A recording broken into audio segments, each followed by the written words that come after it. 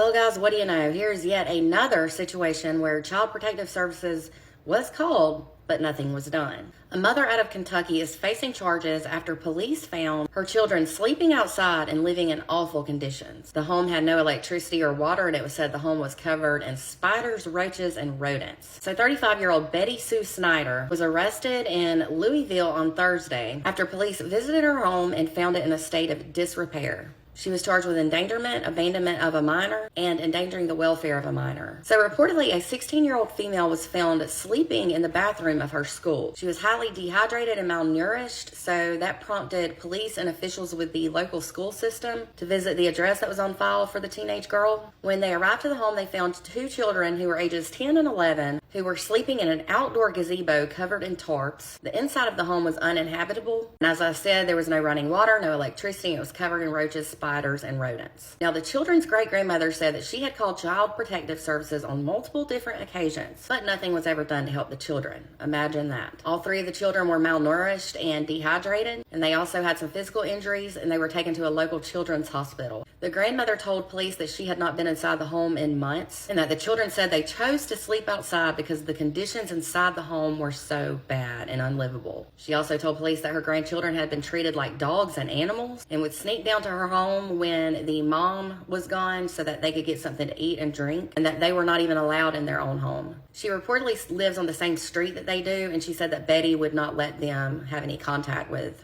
the grandmother. She also stated that Betty had a history of neglect. The kids would sleep in the yard of the trailer home, either in a tent or on chairs or in swings. They did not even have their own beds. Betty had an arraignment on Friday, and she actually tried to justify all of this. She stated that she was in the process of moving to a different place that was her own, or that she owned herself. Also, one neighbor also told authorities that they saw the children out playing in the street on multiple occasions, and that she'd never seen the mom with the children. It was also stated that Betty would start to frequently leave the children alone starting back in December. She would reportedly be gone for 3 or 4 days and leave the children without food or water. Unreal. Now listen to this. A spokesperson for Health and Family Services had the nerve to state that early intervention is key, and it's an area that they are trying to focus on. And they said they can't comment on this because it's an ongoing investigation, but that they are working with law enforcement. So early intervention, is that what they said? Yeah. If that was the case, this would have been handled forever ago. CPS really is such a joke. The investigation is said to be ongoing still.